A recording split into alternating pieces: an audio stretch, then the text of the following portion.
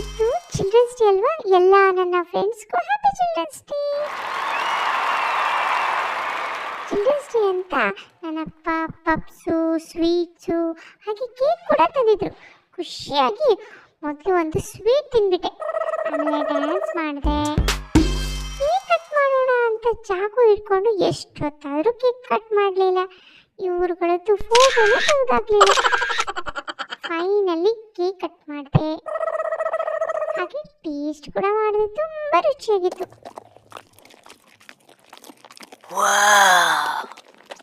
ಆಮೇಲೆ ಎಲ್ರಿಗೂ ಕೇಕ್ ತಿನ್ಸಿದ್ರು. ನಾನಂತೂ ತುಂಬ ಎಂಜಾಯ್ ಮಾಡಿದೆ. ನೀವೆಲ್ಲ ಚಿಲ್ಡ್ರನ್ಸ್ ಡೇನ ಹೇಗೆ ಎಂಜಾಯ್ ಮಾಡಿದ್ರಿ ಅಂತ ಕಮೆಂಟಲ್ಲಿ ತಿಳಿಸಿ. ಓಕೆ, ಬಾಯ್.